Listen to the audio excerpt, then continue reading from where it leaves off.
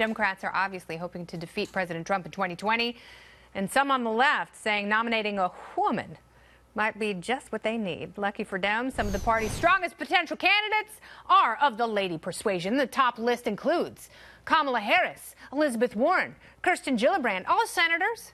Dems want to take down Trump by pushing the Me Too movement as the centerpiece, and they're going to highlight his sexual abuse allegations. But should the party rely on gender politics alone this time around? Did it help them in 2016? I don't think so. Joining me now, Hadley Heath Manning, the Independent Women's Forum Director of Policy. Welcome back, Hadley. Thanks for having me, Kennedy. So this seems like a strange way to narrow the field. I think I speak for many Americans when I say I would love to see a woman become president, especially for my daughters, someone to look up to and know that they can aspire to do whatever job they want in this great country.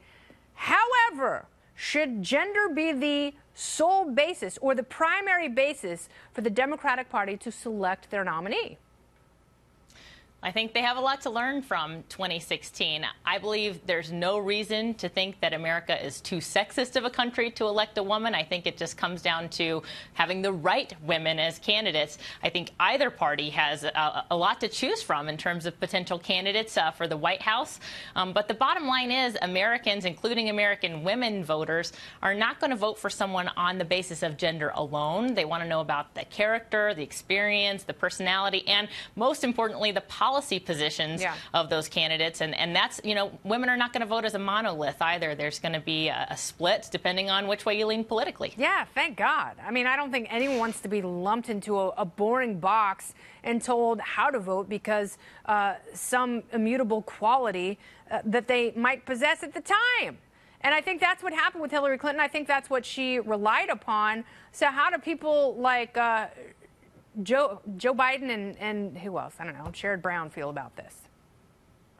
You know, I think the Democrats are going to be aiming to create a contrast between their nominee and President Trump, regardless of the gender of the person that they put forward. And this should be pretty easy. I think it's natural for any out party to simply become the party of no or the party full of critics. And there's, you know, fair criticisms they can make about President Trump. Let's just hope that they focus on the policy agenda, on the policy items, because I think what's difficult for the out party, and Republicans struggled with this when they were on the outs, is to make your policy alternatives known and to be more than just the party of no, to say this is the alternative direction.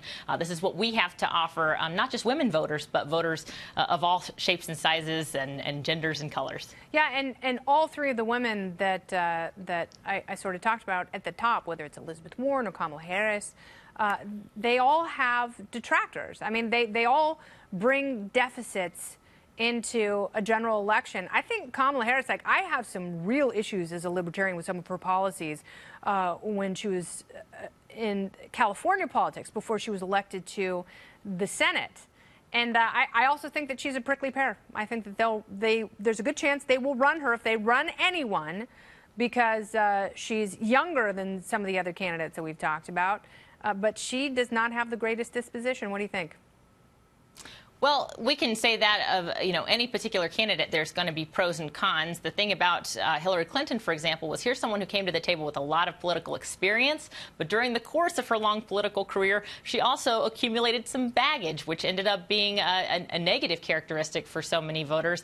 And so I believe that as long as both parties continue to focus on the issues that are of the most importance to women voters, that's going to be the centerpiece. That's really not so much about the gender of the candidates. It's really about the issues, and women and men will both say, generally speaking, that the economy is the most important issue, or at least that's what we saw in 2016. But when you look at the distribution among women voters, there's a broader width of those issues that they say are important, including most of the time healthcare and education. And so I hope that both parties take that into account and present a full array of policy positions on all of the issues that are important to women voters. Yes, and they should learn something from Hillary's corrupt, moldy, stinky baggage.